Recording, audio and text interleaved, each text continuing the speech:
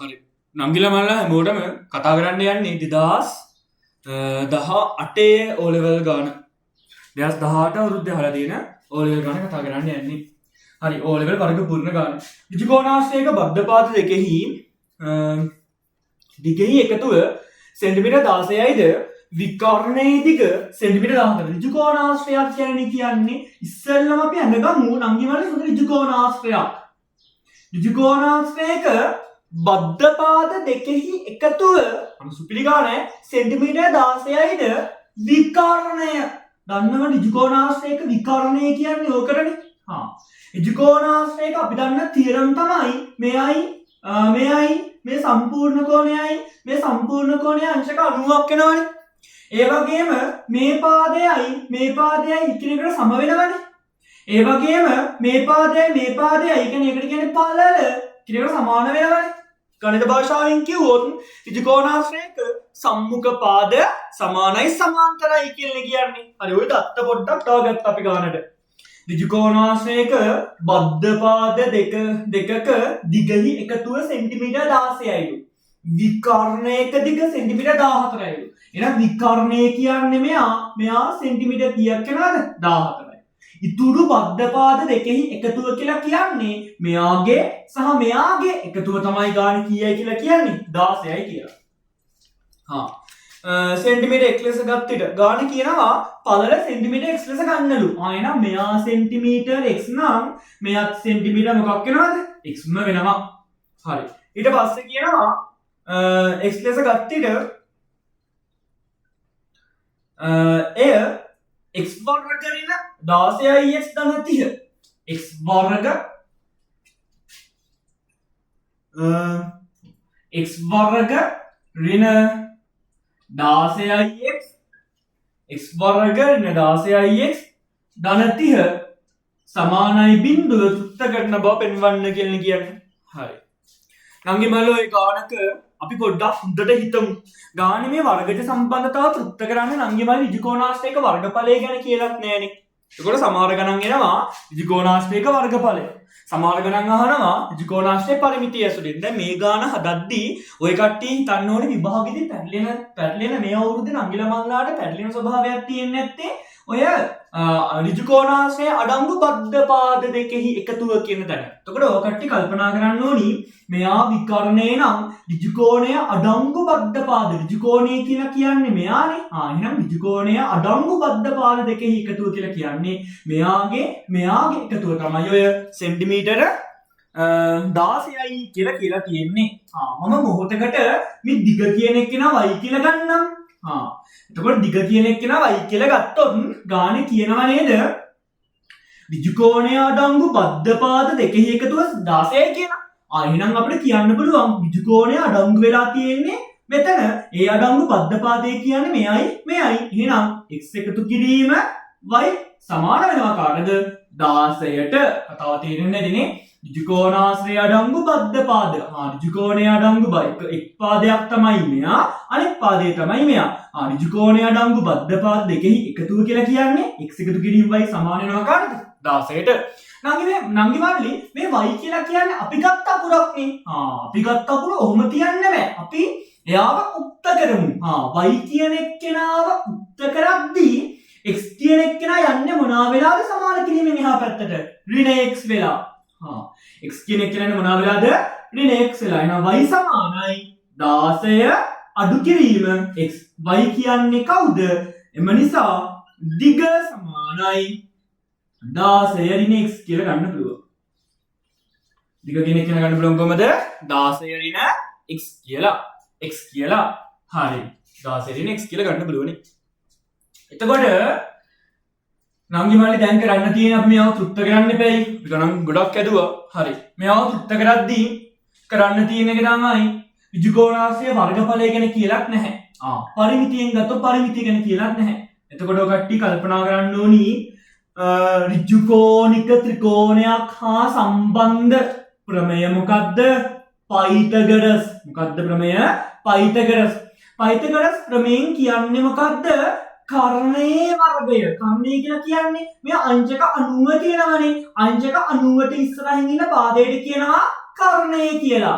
කර්ණයේ වර්ගය ඉතුරු පාද දෙකේ වර්ගයන්ගේ අයිතියට සමාන වෙනවා. ඉතුරු පාදවල වර්ගයන්ගේ අයිතියට. ඒ කියන්නේ මේ පාදයේ වර්ගය සමාන වෙනවා නම් ගෙවල්ලි මේ පාදයේ වර්ගය දන මේ පාදයේ වර්ගය. ඒක තමයි පයිතගොරස් ප්‍රමේය කියන්නේ.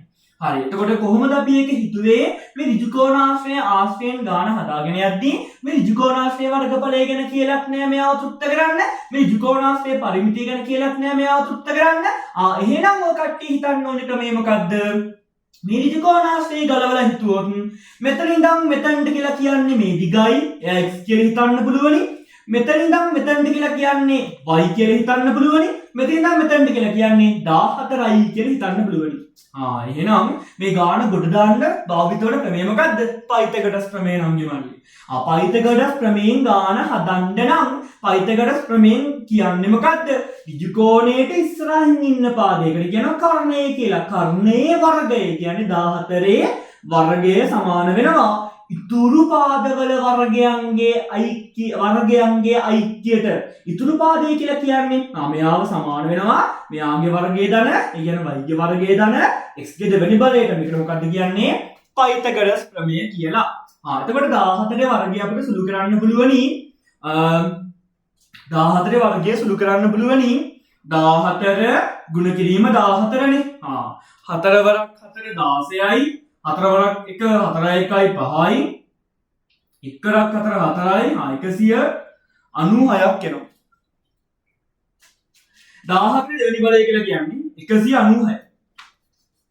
සමානයි y කියන්නේ කාටද? y කියන එක කියන අපි හොයාගත්ත 16 ඍණ x. එහෙනම් 16 ඍණ x ගේ දෙවෙනි බලය ධන x ගේ දෙවෙනි බලය. 196 ඕමම ගත්තා බොඩ්ඩේ වෙන්න. 196 ඕමම ගත්තා. මෙයාවම අනික් ගණන් වල බහුල වර්ගායිතය කියන එක ප්‍රයෝගී වෙලා තියෙනවානේ. තවත් නංගිලා මල්ලාට පුළුවන් මෙයාව ඊටට දාලා සුළු කරන්න. තවත් නංගිලා මල්ලාට පුළුවන් වර්ගායිතය සුළු කරන්න. පළමු පදේ වර්ගය මැද ලකුණ දෙක වතාවක් පද දෙකේ ගුණිතය ධන අග පදයේ වර්ගය ගාන හදන්න පුළුවනි. මේ මම කරේ මොකද්ද? මෙයාව සුළු කරගත්තා. තවත් නංගිලා මල්ලාට යාව සුළු කරන්න පුළුවන් කොහොමද? මම කලින් ගණන් වල කියා දීලා තියෙනවා. කොහොමද සුළු කරන්න පුළුවන් වෙන්නේ? මෙයාව 16 ඍණ x ගේ දෙවෙනි බලය කියන එක නා සුළු කරන්න පුළුවන්. ඔය කට්ටිය දන්නව නේද නංගි මල්ලි? ඔය කට්ටිය දන්නව නේද? y ගේ දෙවෙනි බලය කියලා කියන්නේ y ගුණ කිරීම y නේද? ඒ වගේම x ගේ දෙවෙනි බලය කියලා කියන්නේ x ගුණ කිරීම x නේද? ඒ වගේම නංගි මල්ලි අපිට හිතන්න පුළුවනි x ධන 2 දෙවෙනි බලය කියලා කියන්නේ x ධන 2 ගුණ කිරීම x ධන 2 කියලා. එතකොට ඊතල දාලා මෙයාගේ අගය සුළු කරන්න පුළුවනි. මම මේකම හදලා පෙන්නන්නම්. තව ටිකක් මේක හදලා මේකම හදලා පෙන්නන්නම් මේ විදිහට අර. එතකොට මේක තව ටිකක් සුළු කරගත්තොත් අපිට එනවා නේද?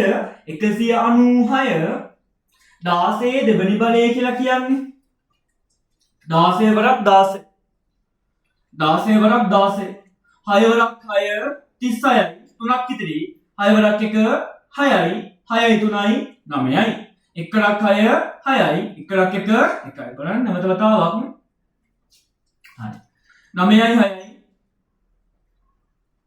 15යි 256ක්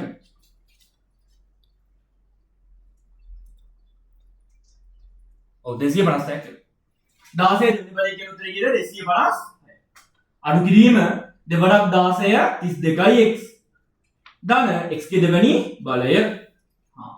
මම මොකද්ද කරේ? මේ 16 ඍණ x කියන එක්කෙනාව සුළු කරගත්තා නංගි මල්ලි. මේ දෙක වතාවක් පද දෙකේ ගුණිතය කියලා කියන්නේ වර්ගායිතේ සුළු කරද්දී මේ දෙකේ ඉලක්කම අනිවාර්යෙන් වෙනවා. පද දෙකේ ගුණිතය කියලා කියන්නේ දෙකේ ඉලක්කමෙන් මෙයාව ගුණ කරන්න කියලා.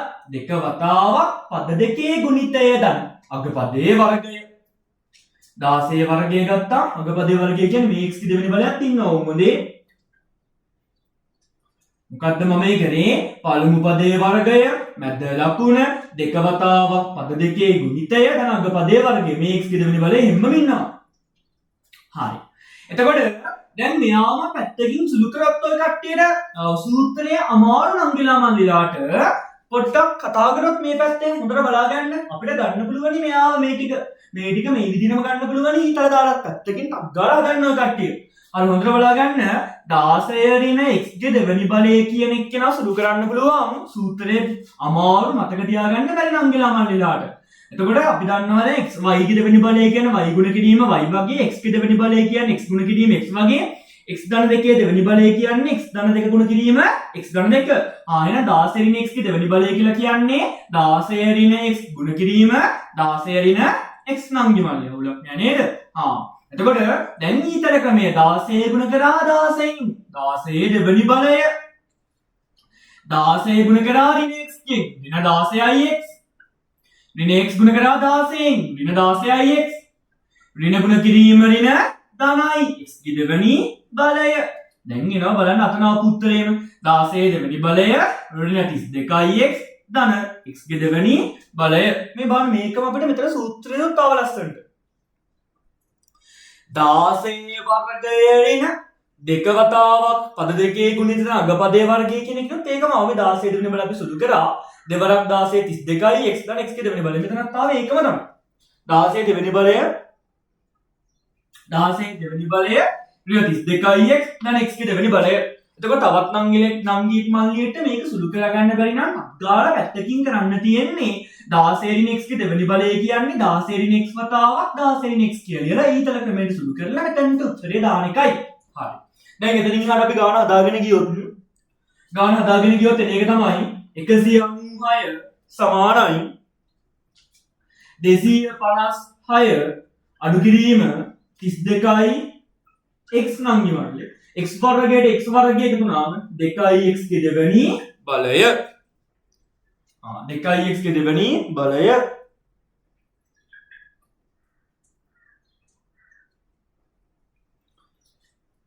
දැන් අපි කරන දේ ළමයි නම් ගිමන්නේ අපිට පුළුවන් ඊට ඔප්පු කරන්න තියෙන එක්කෙනාගේ ඉන්නේ x වර්ගයේ ඉස්සරහින් සංගුණකය නම් ගිමල්ලි එකනේ. මේවා පුළුවන් වෙන්න ඕනේ ගණන් මම කීයක් දාලා තියෙනවද? x වර්ගයේ සංගුණකය එකනේ. හැබැයි මෙතන x වර්ගයේ සංගුණකය දෙක. ඒ වගේම අපිට පුළුවන් මෙතන බිඳුව කියන එක ගැන හදාගන්න මෙයාව කෙලින්ම එහා පැත්තට දාගත්තා. සමාන කිරීමේ මේ පැත්තට දාගත්තා.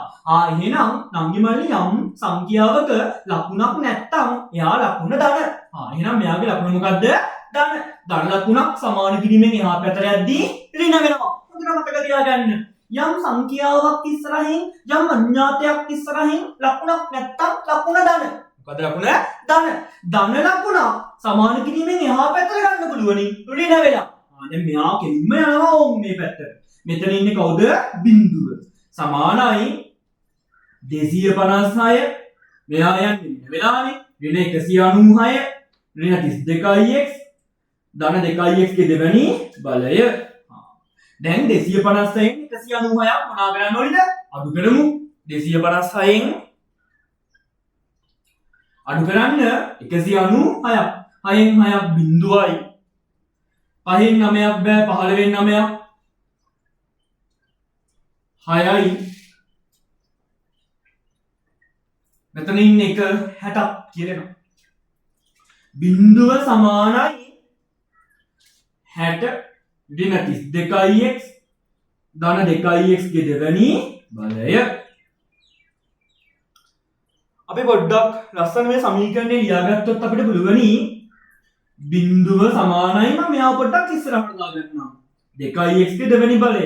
මෙයා එහෙමම තියාගන්නම්.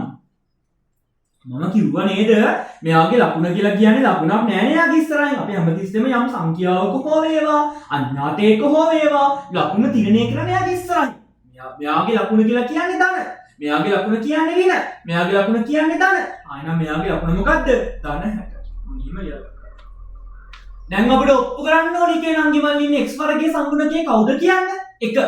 එහෙනම් මේ අපි මෙයාව එක කරගන්න නම් මුළු සමීකරණය දෙකෙන් බෙදාගෙන යමු. බිඳුව බෙදීම දෙක කියන්නේ බිඳුවයි.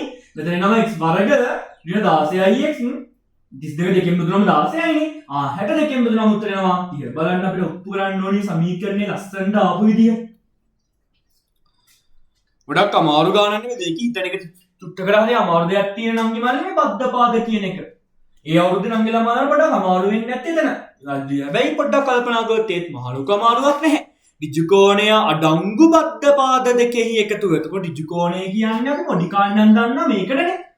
ඍජුකෝණය කියන්නේ ඒකට නම් ඍජුකෝණය අඩංගු බද්ධ පාදය. කියන්නේ මෙයාගේ දිග තමයි ඔය එකතුව තමයි ඔය 16 කියලා කියලා තියෙන්නේ. එතකොට මේ ගාන හදන්න කලින් ඔය කට්ටිය හොඳට උත්සාහ කරන්න ඕනේ. උත්සාහ කරලා සාකච්ඡා බලන්න. මොකක් හරි ගානේ තේරෙන්නේ නැද්ද ඇත් තිබ්බොත් නම් ගෙමල්ලෙන්. ඔය කට්ටිය කමෙන්ට් එකේ දාන්න කමෙන්ට් බාර් එකේ දාන්න පුළුවනි. මොකක් හරි ගානේ තේරෙන්නේ නැද්ද ඇත් තිබ්බොත් මම බලලා රිප්ලයි කරන්නම්. හරි. එතකොට මේ ගාන හදාගෙන යන්නේ මේ විදිහට. මෙතනින් එහාට මම බෝඩ් එක මකන්නම් ඉක්මනටම. SK විසඳුම් ගන්න තැන දක්වා. හරි. මම බෝඩ් එක මකුවා නම් ගෙමල්ලේ.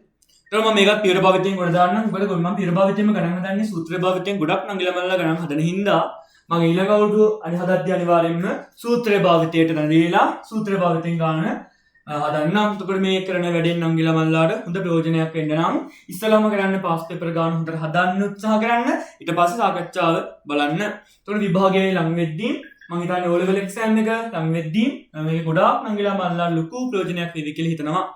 හරි. කොහොම හරි වැඩ කරගෙන යමු නම් ගෙවල් අපි යන්නේ අපි හැමෝම හරි ආගන්නකෝ. එතකොට මේක හදන්න නම් මම ගණන් කීපයකම කියලා තියනවා වගේ කරන්නේ කොහමද? මෙතනින් එක x අකුරක් ගත්තා. මෙයාව හැමම ලියාගත්තා. ඍණ ලකුණ හැමම ලියාගත්තා. මැද පදයේ සම්ගුණකය දෙකට බෙදන්න. 16 දෙකට බෙදුනම උත්තරේ කීයක් වෙනවද? 8යි. එයාගේ සම්පූර්ණ එක්කෙනාගේ වර්ගය 8 වර්ගය කියන්නේ උත්තරේ කීයක් වෙනවද? 64යි. හැමතිස්සෙම කරන්නේ මොකද්ද? මම ආයි කිව්වොත් මේ x අකුරෙන් එක්කෙනෙක් ගන්න, මේ ඍණ ලකුණ එහෙමම දාන්න. මෙතන ධන ලකුණක් හිටියොත් මෙතනට දාන්නේ කවුද? ධන. ඉන්නේ ඍණ දැම්ම ඍණ ලකුණ. මැද පදයේ සම්ගුණකයේ දෙකට බෙදන්න 8යි සම්පූර්ණ එක්කෙනාගේ වර්ගය. ඊටු කට්ටිය එහෙමම ලියාගන්න. සමානයි බිංදුව. මෙතන තව ටිකක් සුළු කරාට පස්සේ අපිට නවනංගි මල්ලි x ඍණ 8 වර්ගය විරුද්ධ ලකුණු අඩු වෙනවා. අඩු වෙන්නේ කොහොමද? ලොක්කගෙන් පොඩ්ඩක් ලොක්කගේ ලකුණ. ලොක්කගේ ලකුණ කියන්නේ කවුද? ඍණ. හොඳට මතක තියාගන්න මේ විරුද්ධයි මේ ඍණයි ධනයි විරුද්ධ ලකුණු මොනවා වෙනවද? අඩු වෙනවා. සම ලකුණු හිටියනම් එකතු වෙනවා. එතකොට දැන් මේකේ ඉන්නේ විරුද්ධ ලකුණු. අඩු වෙනවා ලොක්කගෙන් පොඩ්ඩක් ලොක්කගේ ලකුණ. උත්තර වෙනවා කීයද කියලාද? 34යි කියලා. සමානයි බිංදුව. x ඍණ 8 වර්ගය සමානයි ඍණ 34ක් සමාන කියන්නේ එහා පැත්තට ඇද්දි ධන 34ක් වෙනවා. ධන 34ක් වෙනවා කියන්නේ බිංදුවට 34ක් මොනවා වෙනවද? එකතු වෙනවා. දැන් අපි දන්නවා වර්ගයක් සමාන කිරීමෙන් එහා පැත්තට මොකක් වෙනවද? වර්ග මූලයක් බවට පත් වෙනවා. වර්ග මූල ලකුණ දාපු ගමන්ම මොකද්ද මම දාන්න කියලා තියෙන්නේ? ධන හෝරින. වර්ග මූල ලකුණ දාපු ගමන් මොකක්ද දාන්න ඕන නම් මල්ලි? ධන හෝරින. අවතන්ට ආවට පස්සේ ගානේ කෙලින්ම කියලා තියෙනවා මූල 34 කියලා කියන්නේ 5.8 ලෙස ගන්න කියලා. මූල 34 සමානයි 5.8 කියන ගන්න කියලා කියනවා. ගානේ කියලා තියෙන උඩින්ම මූල 34 සමානයි 5.8 ලෙස ගන්න කියලා කියනවා. හරි එහෙනම් අපි ගමු. එතකොට මූල 34 තමයි අපිට වෙලා තියෙන්නේ. එහෙනම් එයා වෙනුවට ගන්නවා නම් ගෙමල්ලි x ඍණ 8 සමානයි ධන හෝරින 5.83 කියලා 5.83 කියලා ගත්තා. එතකොට අපිට කරන්න පුළුවන් මෙතෙන්ට වෙලිලා ධනෙන් කියලා ගන්න පුළුවනි x ඍණ 8 සමානයි ධනෙන් කියලා ධන උත්තරේ ගන්න. මේ මෙතන කරලා තියෙන්නේ මොකද්ද නම් මේ ධන හෝරින දැනීමේ ප්‍රයෝජනය මොකද්ද? ප්‍රයෝජනය කියන්නේ අරමුණ මොකද්ද? අපි මේකින් කියන්නේ x ට ධන උත්තරයක් තියෙන්නත් පුළුවන් ඍණ උත්තරයක් තියෙන්නත් පුළුවන් කියලා මේ අදලා පෙන්නන්නේ. ඒ කියන්නේ මේ වර්ගජ සමීකරණයේ විසඳුම් හොයද්දී x ට ධන උත්තරයක් තියෙන්නත් පුළුවන් ඍණ උත්තරයක් තියෙන්නත් පුළුවන්. එතකොට ඒකයි මේ ධන හෝරින දාලා අපි ගාන ඉස්සරහට කරගෙන යන්නේ. හරි. එතකොට x ඍණ 8 සමානයි ධන 5.83 කියලා ගන්න පුළුවන්. එතකොට එන x සමානයි 5.83ට එකතු වෙන්න ඕනි 8ක්. දශම එකතු දැන් නම් පුළුවන් වෙන්න ඕනි. 5.83ට 8ක් එකතු කරන්න තියෙනවා. ඒ 8 ඉලක්කම ලියන්නේ මෙයාට යටින්ද මෙයාට යටින්ද මෙයාට යටින්ද. කාට යටින්ද අපි ලියන්න ඕනි? මෙයාට යටින්. එතකොට 8 ඉලක්කම ලිව්වා. මෙතන මේ කට්ටිය බිංදු දාගත්තා. 3යි 8යි 13.8 කියලා. x සමාන උත්තරේ කීයක් වෙනවද? 13.8 වෙනවා. නංගි මල්ලි රිනෙන් කියලා අපිට ගන්න පුළුවනි x ඍණ 8 සමානයි ඍණ 5.83 කියලා. එහෙනම් x සමාන ඍණ 5.83ට එකතු වෙන්න ඕන නම් මොනවද? 8ක්.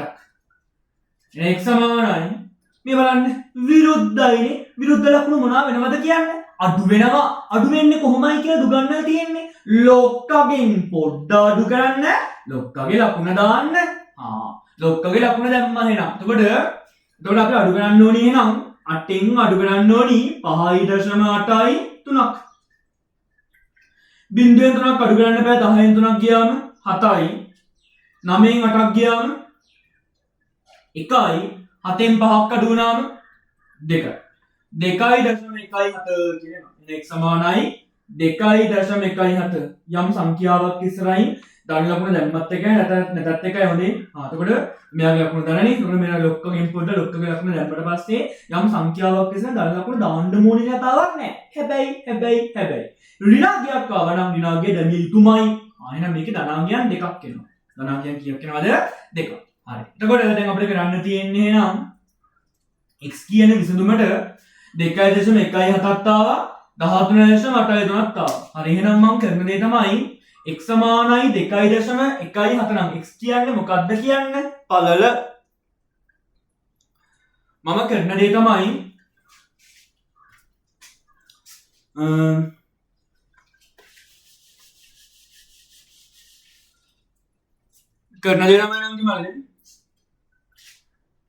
x සමානයි 2.17 නම් අපි දන්නව නේද කලින් ඔප්පු කරා ගාන ඔප්පු කරද්දී අපිට ඕනි වුණා ඇයි ගානේ කියලා තිබ්බේ ඍජු කෝණය අඩංගු බද්ධපාද දෙකේ එකතුව 16යි කියලා. ඒ කියන්නේ x ධන y කියන්නේ කවුද කියන්නේ? 16. කියලා ගන්න පුළුවන්. ඍජු කෝණය අඩංගු බද්ධපාද දෙකේ එකතුව. ඍජු කෝණය අඩංගු බද්ධපාද දෙකේ එකතුව 16 කියලා ගත්තනේ. 16 කියලා ගන්න කියලා තිබ්බා. එතකොට මම කරේ මොකද්ද මේක x සමානයි 2.17 කියලා හිතුවා. එතකොට x කියන්නේ 2.17 නම් අපිට y කියන එක්කෙනා හොයාගන්න පුළුවන්. කියන්නේ දිග කියන එක්කෙනා හොයාගන්න පුළුවනි. මෙයාව අපි y ව උත්ත කරගත්තොත් නම් කිමල්ලි y ව උත්ත කරගත්තොත් මේ x එහා පැත්තට යනවනේ. y සමානයි 16 ඍණ x. y සමානයි 16 ඍණ 2.17. y කියලා කියන්නේ 16න් අඩු කරන්න ඕනේ 2.17. බිංදුවෙන් 7ක් බෑ. 10න් 7ක් ගියාට පස්සේ 3යි. 9න් 1ක් ගියාම 8යි. මේ පැත්තට ගියාම මෙතනින් එතකොට 15. 5න් 2ක් ගියාම 3යි. මේකේ ඉලක්ක මෙහෙම වෙන්නේ 13.8. y කියලා කියන්නේ නම් 13.8. අන්තිමේදී ලියන්න පුළුවන්. එම නිසා ඍජු කෝණාශ්‍රයෙන් දිග සමානයි 13.8. එම නිසා ඍජු කෝණාශ්‍රයේ පළල කියලා කියන්නේ 2.17 කියලා ගන්න. ඔය අපි කතා කරේ නංගිමලි 2018 අවුරුද්දේ අහලා තියෙන 2018 අවුරුද්දේ අහලා තියෙන ගානක් ඔය කතා කරේ. ඒකට මේකේ ඒකක පොඩ්ඩක් කතා කරොත් එහෙම ඒකක සෙන්ටිමීටර්ස් ගාන කියලා තියෙන ඒවා. හරි. ඒක ලකුණක්වත් අහිමි වෙන්නේ නැතුව ගාන හදන්නේ කොහොමයි නංගිමලි. එතකොට මේ අපි කතා කරේ 2018 මම පුළුවන් තරම් ඉක්මනින්ම 2017 16 15 14 13 12 11 කියන අවුරුදු ගාන ටිකක් ඉක්මනට මෙහෙට කරනවා වර්ග සමීකරණ සම්බන්ධයෙන්. ඊට පස්සේ මම කෙලින්ම යන්නේ ඔය කට්ටියගේ පරිමා සම්බන්ධ ගණනය කිරීම වලට. පරිමා සම්බන්ධ ගණනය කිරීම කතා කරන්නේ මම. පරිමා සම්බන්ධ ගණනය කිරීම කතා කරන්නේ ලඝු කියන කොටස. ඒ ආශ්‍රයෙන් එන ප්‍රශ්නේ ලඝු බැලීම සහ ගණනය කිරීම සියල්ල එක වීඩියෝ එකකට දාලා භාග එක වීඩියෝ එකකට දාලා තියරි සම්බන්ධ කරුණු සියල්ල කතා කරනවා. ඒක කරන්නේ තුන පරිමා අපෝහණයට විතරයි. එකක් කතා කරනවා හැම ගානක්ම කට්ටිය හදන්න පුළුවන් වෙන්න එක ගානක් කතා කරනවා. මොකද මම මෙතන තනියෙන් ලොග් බලලා ගාන හදන්න ප්‍රයෝජනයක් නැහැ. ඒකට පරිමා සම්බන්ධ අපෝහණය කතා කරනවා 2011 ඉඳන් මේ දක්වා තියෙන සියලුම පාස් පේපර් ටික. ඊට පස්සේ මම කෙලින්ම යනවා නංගි මල්ලේ හීනවන ශේෂ ක්‍රමයේ සහ ප්‍රතිශත කියන පාඩමෙන් අහන ගණන් වලට. හරි. එතකොට එහෙනම් අපි ඊළඟ දවසේ හම්බ වෙමු 2017 සහ 16 පාස් පේපර් සාකච්ඡාවලින්.